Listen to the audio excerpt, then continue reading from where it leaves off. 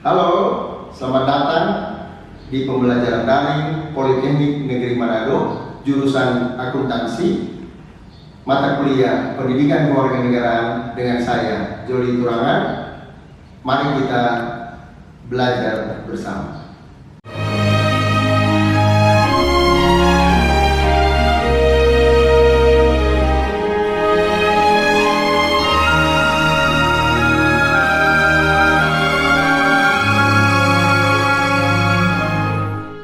Salam sehat dan tetap semangat.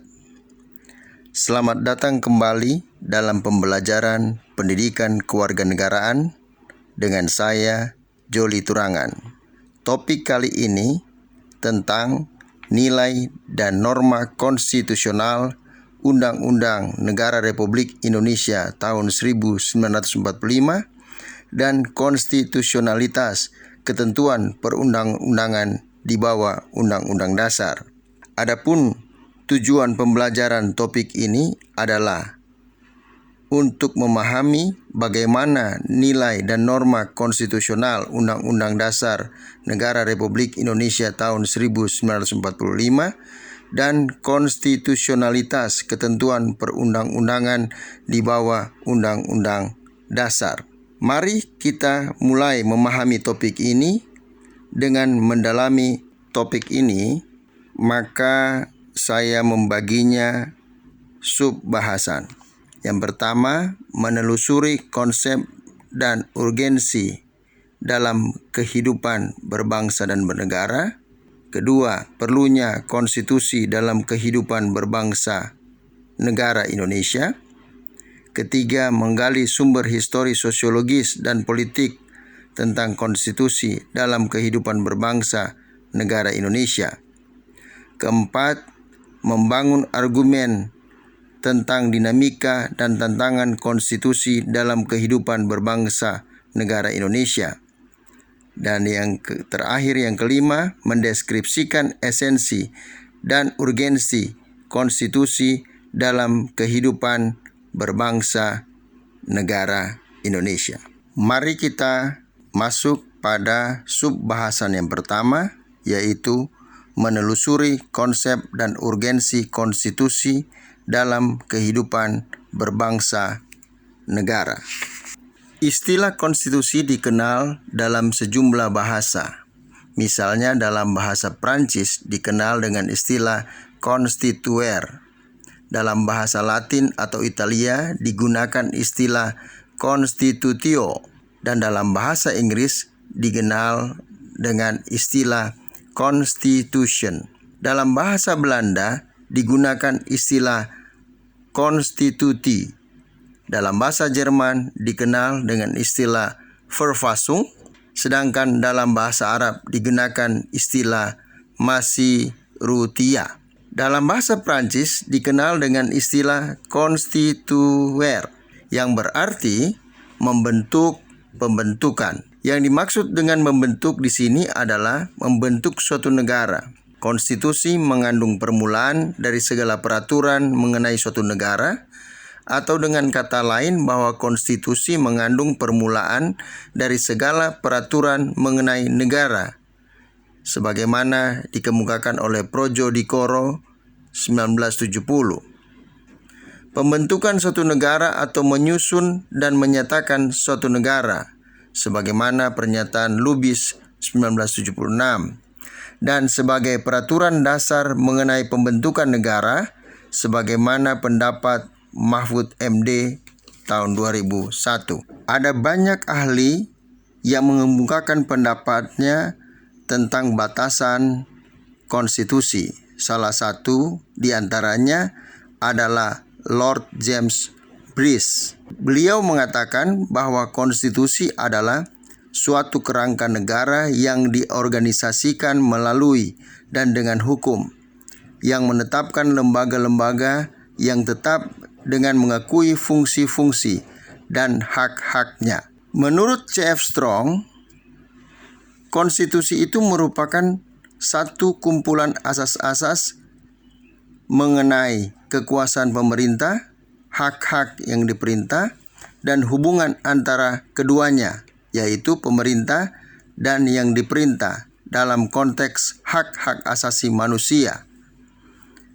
C.F. Strong menyamakan pengertian Undang-Undang Dasar dengan konstitusi. Adapun fungsi konstitusi adalah sebagai landasan konstitusionalisme. Landasan konstitusionalisme adalah landasan berdasarkan konstitusi, baik konstitusi dalam arti luas maupun konstitusi dalam arti sempit. Konstitusi dalam arti luas meliputi undang-undang dasar dan undang-undang organik, peraturan-peraturan perundang-undangan yang lain, dan konvensi. Sedangkan konstitusi dalam arti sempit berupa undang-undang dasar. Fungsi konstitusi yang lain adalah: pertama, membatasi atau mengendalikan kekuasaan penguasa agar dalam menjalankan kekuasaannya tidak sewenang-wenang terhadap rakyatnya. Kedua, memberi suatu rangka dasar hukum bagi perubahan masyarakat yang dicita-citakan tahap berikutnya.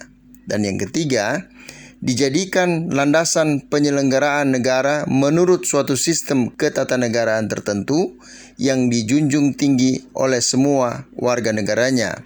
Dan yang terakhir, menjamin hak-hak asasi warga negara. Sekarang kita masuk pada subbahasan yang kedua, yakni perlunya konstitusi dalam kehidupan berbangsa negara Indonesia. Apa perlunya konstitusi dalam kehidupan berbangsa negara Indonesia? Setidak-tidaknya ada 8 fungsi perlunya konstitusi dalam kehidupan berbangsa dan bernegara.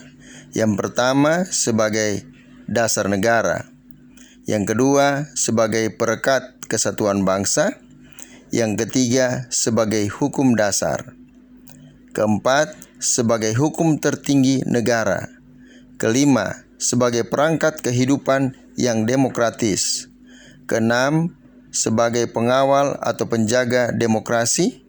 Ketujuh, sebagai alat untuk membatasi dan memisahkan kekuasaan negara. Dan yang kedelapan, sebagai pelindung hak asasi manusia dan hak-hak warga negara. Selanjutnya, Mahkamah Konstitusi telah ditunjuk oleh Undang-Undang Dasar Negara Republik Indonesia tahun 1945 sebagai lembaga tertinggi yang mengawal dan sebagai penafsir akhir konstitusi. Sekarang kita memasuki subbahasan yang ketiga, yaitu menggali sumber historis, sosiologis, dan politik tentang konstitusi dalam kehidupan berbangsa negara Indonesia. Pandangan Thomas Hobbes yang hidup antara tahun 1588 sampai 1879, beliau berpendapat bahwa manusia pada status naturalis bagaikan serigala hingga timbul adagium Homo homini lupus, artinya yang kuat mengalahkan yang lemah. Lalu timbul pandangan belum omnium contra omnes, perang semua lawan semua. Hidup dalam suasana demikian pada akhirnya menyadarkan manusia untuk membuat perjanjian antara sesama manusia yang dikenal dengan istilah factum unionis. Selanjutnya timbul perjanjian rakyat, menyerahkan kekuasaannya kepada penguasa untuk menjaga perjanjian rakyat yang kemudian dikenal dengan istilah factum subjectionis. Pemikiran Hobbes ini tidak lepas dari pengaruh kondisi zamannya, sehingga ia cenderung membela monarki absolut atau kerajaan mutlak dengan konsep divine right yang menyatakan bahwa penguasa di bumi merupakan pilihan Tuhan sehingga ia memiliki otoritas tidak tertandingi. Tetapi pandangan inilah yang mendorong munculnya raja-raja tiran dengan mengatasnamakan primus inter pares dan wakil Tuhan di bumi. Mereka berkuasa sewenang-wenang menindas rakyat.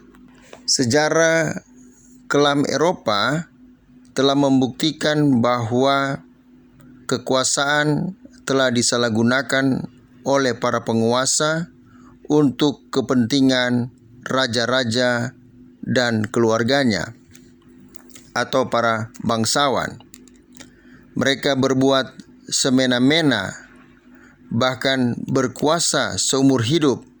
Akibatnya, pemerintahannya berbentuk absolut dan sewenang-wenang.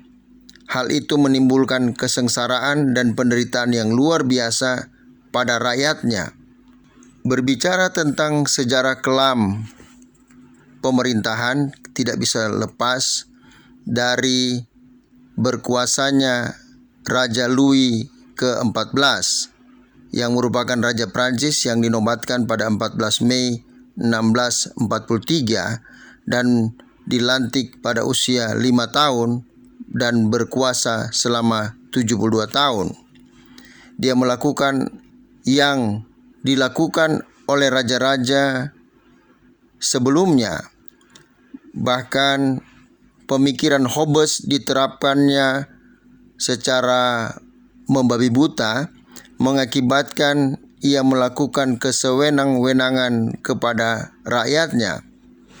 Bahkan pada pemerintahan selanjutnya sampai kekuasaan Louis yang ke-6, penerapan sistem pemerintahan monarki absolut ini tetap dijalankan sehingga menimbulkan penderitaan yang tidak terkira bagi rakyat yang menyebabkan terjadinya revolusi pada 10 Agustus yang kemudian menyebabkan Raja Louis ke-6 dan keluarga dihukum pancung dengan guillotine. Gagasan untuk membatasi kekuasaan raja atau dikenal dengan istilah konstitusionalisme yang mengandung arti bahwa penguasa perlu dibatasi kekuasaannya dan karena itu kekuasaannya harus diperinci secara tegas, sebenarnya sudah muncul sebelum Louis ke-6 dihukum dengan guillotine. Dapat dijelaskan dalam peristiwa yang mengawali tonggak-tonggak sejarah itu atau tonggak sejarah penegakan hak asasi manusia. Tonggak-tonggak sejarah hak asasi manusia melahirkan berbagai dokumen HAM, mulai dari Magna Carta di Inggris, Bill of Rights, dan Declaration of Independence dalam sejarah Amerika Serikat. Di Prancis dikenal dengan Declaration des droits de l'homme et des citoyens. Sejarah tentang perjuangan dan penegakan hak-hak dasar manusia sebagaimana terrumus dalam dokumen-dokumen di atas berujung pada penyusunan konstitusi negara. Konstitusi negara di satu sisi dimaksudkan untuk membatasi kekuasaan penyelenggara negara dan di sisi lain untuk menjamin hak-hak dasar warga negara. Di Indonesia, kekuasaan pemerintah negara itu dibatasi oleh Undang-Undang Dasar 1945. Yang pertama, berisi tentang pedoman bagi presiden dalam memegang kekuasaan pemerintah. Itu ada di pasal 4 ayat 1. Sementara dalam pasal 6 ayat 1 dikemukakan tentang syarat-syarat yang harus dipenuhi oleh calon presiden dan calon wakil presiden. Yang ketiga, pasal 7 memuat pembatasan masa jabatan presiden dan wakil presiden. Dalam pasal 7A dan 7B termaktub pemberhentian presiden dan wakil presiden dalam masa jabatannya. Pasal 7C memuat tentang presiden tidak dapat membekukan dan atau membubarkan DPR. Dalam pasal 11 ayat 1, ayat 2 dan ayat 3 menyatakan tentang hak dari presiden untuk menyatakan perang, membuat perdamaian dan perjanjian dengan negara lain atas persetujuan dengan DPR. Presiden juga dalam pasal 12 dapat menyatakan keadaan bahaya. Dalam pasal 13 ayat 1 dan 2 serta ayat 3, Presiden dapat mengangkat dan menerima duta negara lain. Pasal 14 ayat 1 memuat tentang pemberian grasi dan rehabilitasi. Pasal 14 ayat 2 tentang pemberian amnesti dan abolisi. Pasal 15 memuat tentang pemberian gelar, tanda jasa, dan lain-lain tanda kehormatan, serta pasal 16 pembentukan Dewan Pertimbangan. Hal-hal yang dikemukakan di atas merupakan batasan hak-hak kekuasaan presiden dalam sistem ketenaganegaraan kita. Dapat dibayangkan jika presiden memiliki kekuasaan yang tidak terbatas. Apa jadinya?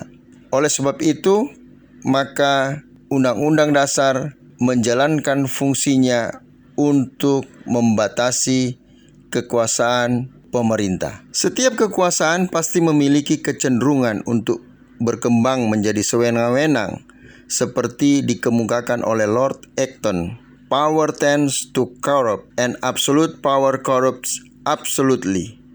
Inilah alasan mengapa diperlukan konstitusi dalam kehidupan berbangsa negara Indonesia, yakni untuk membatasi kekuasaan pemerintah agar tidak memerintah dengan sewenang-wenang. Konstitusi juga diperlukan untuk membagi kekuasaan dalam negara. Pandangan ini didasarkan pada fungsi konstitusi yang salah satu di antaranya adalah membagi kekuasaan dalam negara, sebagaimana dinyatakan oleh Kusnardi dan Ibrahim 1988. Bagi mereka yang memandang negara dari sudut kekuasaan dan menganggap sebagai organisasi kekuasaan, maka konstitusi dapat dipandang sebagai lembaga atau kumpulan asas yang menetapkan bagaimana kekuasaan dibagi di antara beberapa lembaga kenegaraan, misalnya antara badan legislatif, eksekutif, dan yudikatif. Konstitusi menentukan cara-cara bagaimana pusat-pusat kekuasaan itu bekerja sama dan menyesuaikan diri satu sama lain, serta merekam hubungan-hubungan kekuasaan dalam negara. Konstitusi dapat dibagi dalam dua pengertian.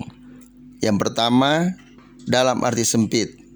Konstitusi merupakan suatu dokumen atau seperangkat dokumen yang berisi aturan-aturan dasar untuk menyelenggarakan negara. Yang kedua, dalam arti luas, konstitusi merupakan peraturan baik tertulis maupun tidak tertulis yang menentukan bagaimana lembaga negara dibentuk dan dijalankan. Saat ini kita masuk pada substansi berikutnya sebagai pokok bahasan yang keempat, yaitu dinamika dan tantangan konstitusi dalam kehidupan berbangsa negara Indonesia. Secara garis besar, dinamika konstitusi di Indonesia dimulai sejak Undang-Undang Dasar Negara Republik Indonesia tahun 1945 sebagai konstitusi negara yang berlaku sejak tanggal 18 Agustus 1945 sampai dengan Agustus 1950, dengan catatan mulai 27 Desember 1949 sampai dengan 17 Agustus hanya berlaku di wilayah Republik Indonesia Proklamasi. Itu adalah masa kemerdekaan. Konstitusi RIS tahun 1949 dimulai pada 27 Desember 1949 sampai dengan 17 Agustus 1950. Undang-Undang Dasar Sementara 1950 dimulai 17 Agustus 1950 sampai dengan Juli 1959.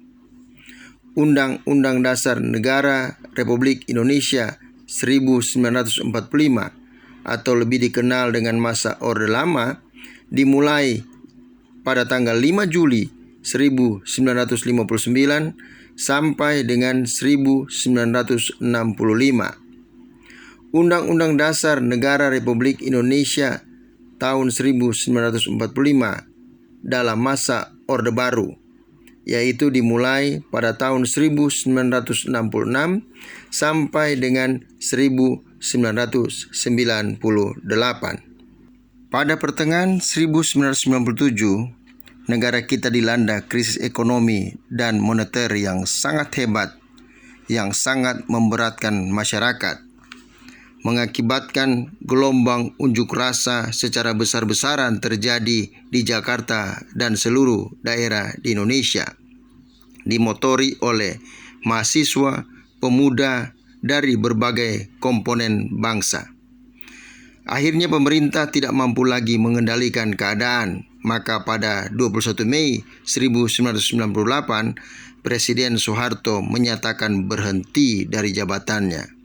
Berhentinya Presiden Soeharto menjadi awal era reformasi di tanah air dan menjadi tonggak berakhirnya sejarah Orde Baru.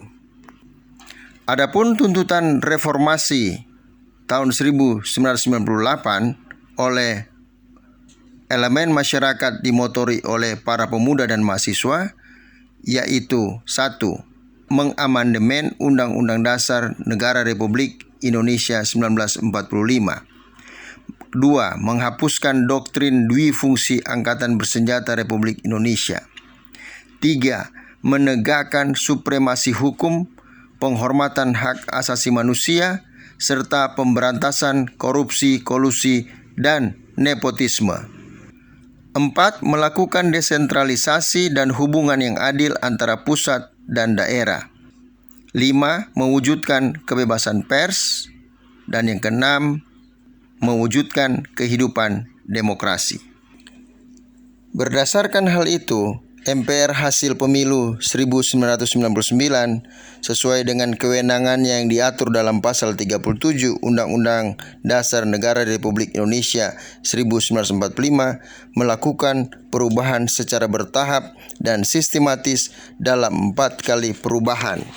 Perubahan pertama pada Sidang Umum MPR 1999.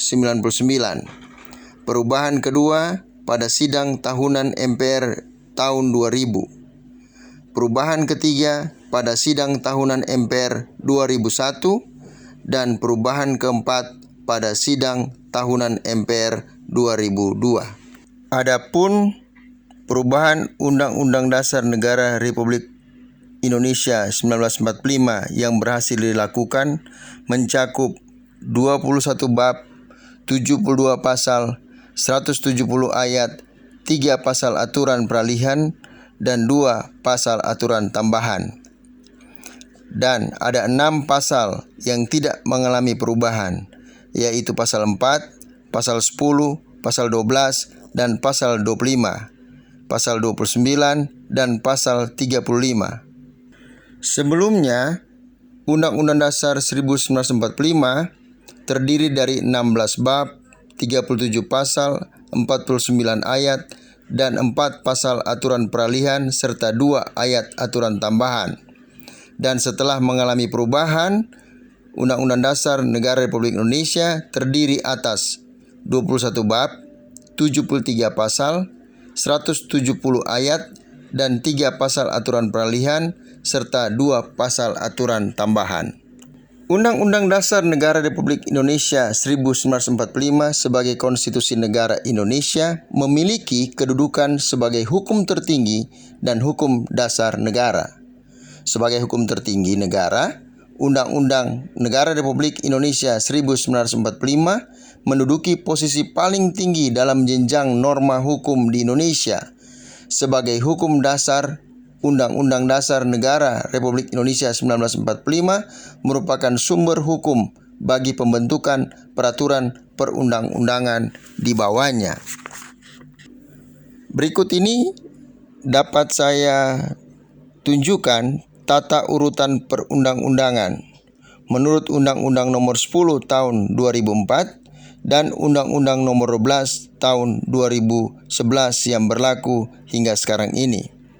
Kalau menurut Undang-Undang Nomor 10 Tahun 2004, hukum tertinggi dimulai dari Undang-Undang Dasar 1945, di bawahnya ada Undang-Undang dan Perpu, di bawahnya ada PP atau Peraturan Pemerintah, di bawahnya lagi ada Kepres, dan yang paling terakhir Perda.